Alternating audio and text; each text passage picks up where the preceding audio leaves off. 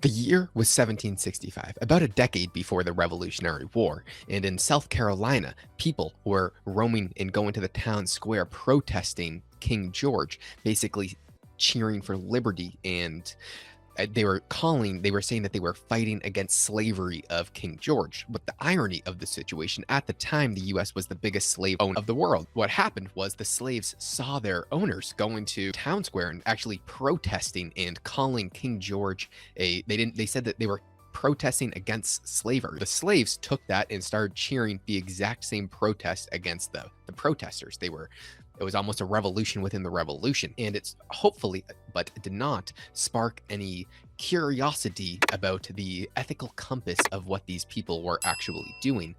And we can see the same trickles of today if we look at some current events, just like Corona or Russia. Let's take Russia as it is more recent. The discrimination and blatant racism that we are doing towards Russians today. What is the definition of discrimination? It is discriminating someone on ethnic views. And what are we Josh, let seeing? me just stop you for 1 second. It is to call out and to bear guilt onto someone for an accident of birth. You are preventing Russian boys from playing hockey and going to the the NHL, and that you are preventing Russians from playing tennis, from going to schools in some countries, from playing in chess tournaments. It is pure discrimination on a vast scale, and people are cheering for it and actually encouraging much further and deeper discrimination of these people just based upon where they were born. They say Putin bad, therefore all Russians bad, and cannot rationalize the differences. It is Yeah. essentially the same sort of discrimination of blacks in the 1700s, or even rednecks or any ethnic group. The same thing happened with COVID. You could be fired from your job if you didn't get the jab. You could be prevented from going to college if you did not get the jab. You were, in some cases, you could not leave your country if you did not get the jab. And without the statistics of the jab out there, even if it was the greatest thing of all time, so what? If you get the jab, great. You got it. You should be safe. Discrimination and blatant racism towards different groups today really shows that people are not different. And the exact same people who would scrutinize slave owners in the past, are doing and encouraging the exact same actions today. It's the fat person at McDonald's ordering a Diet Coke and thinking they're eating healthy. Or said another way, the best person, I think, to lie to Josh is Josh, or to Justin, Justin. The best person to lie to you is you. And you're very good at it, make no mistake.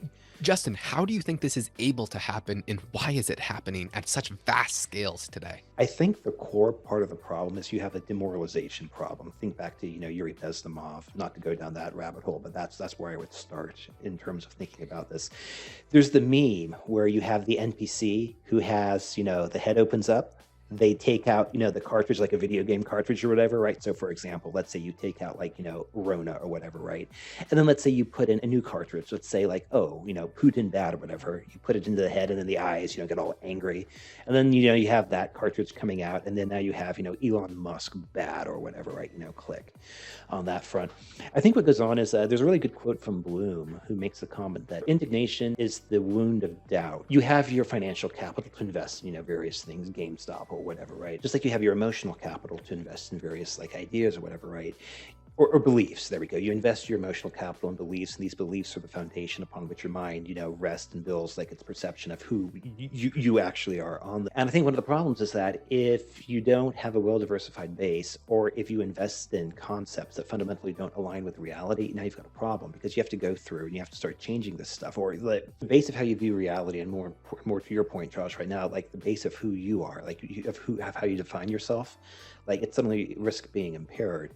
And so I think generally to fix that, it's far easier to engage the faculties of denial, again, as Bloom would say, in order to address it. But the core problem of this is because people are demoralized, which is just a fancy way of saying the emotional capital they've invested in isn't necessarily the best. It generally comes from, a third source or a third party, which is suspect in of itself.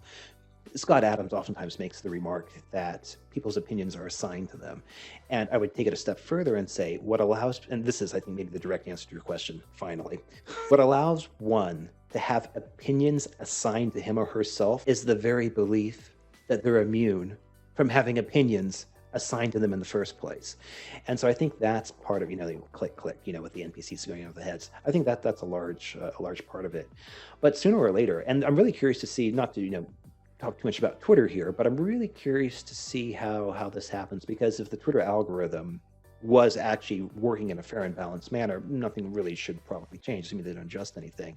But if the Twitter algorithm was, being, what do they call it? Like, truth and safety. I mean, it's like almost like Orwellian, what they called, whatever. But if you actually take it back and let kind of, a much more, should we say, reality aligned viewpoint and voices and thoughts to be shared, there's going to be a lot of people who've been living in fantasy land, who've been living in a digital echo chamber, who have, been living in a false reality that's made possible by censorship or de facto censorship, that are going to be in for a very rude awakening.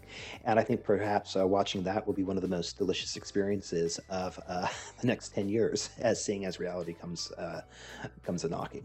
Josh. I originally saw this from a fantastic podcast of Dan Carlton's Hardcore History, Blitz Human Resources.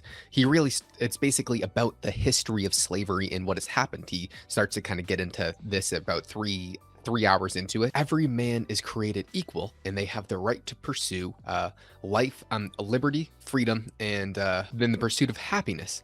So how can all these people who have these core beliefs in them also be slave owners and justify that? It is the same thing that we're seeing today, where people have these beliefs within themselves but do the exact opposite of what they are actually saying they believe in.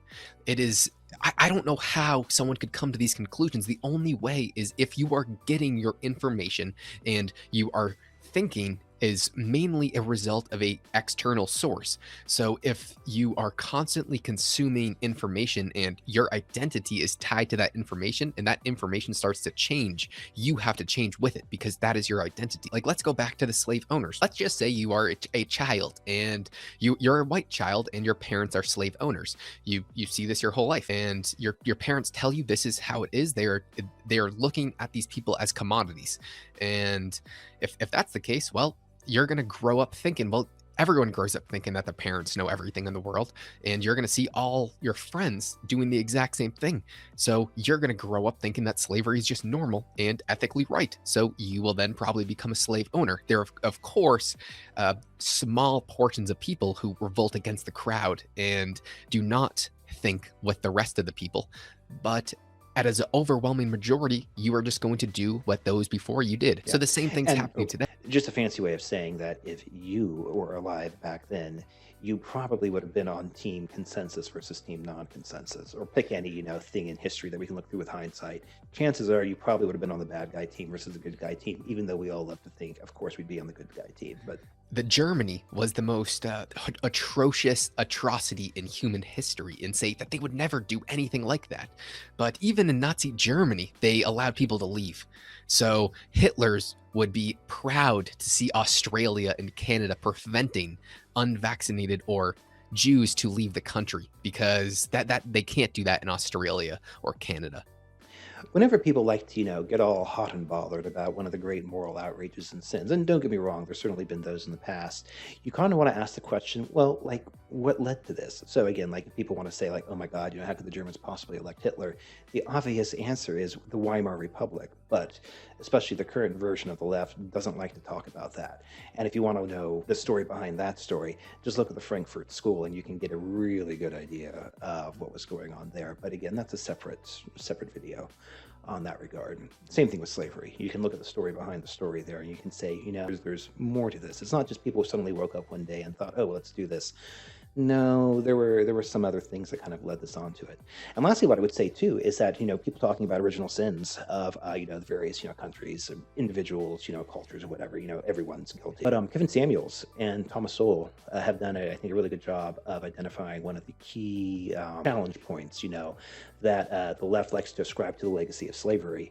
That otherwise impede the African American community. And if you read Sowell or listen to what Samuel says, you'll see that it's, well, I mean, of course, slavery probably had something to do with it, but Thomas Sowell in Black Rednecks and White Liberals does a really good job of detailing in his very good way, and in a very powerful way of saying it's not the most correct narrative that's out there. Basically, Samuels would say, or this is me poorly trying to express what Samuels would say, is that the original sin of the Black community was circa 1960 or so.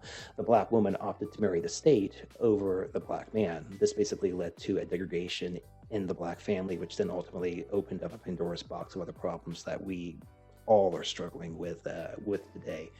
But again, I think it's a very interesting take. It's a much more nuanced take, and I would say my own personal opinion, probably a much more accurate take than just, oh my God, racism bad, and this is all the fault of slavery. Again, racism, of course, is bad, and yes, there are the sustained impacts of slavery. I don't think anyone's not saying that.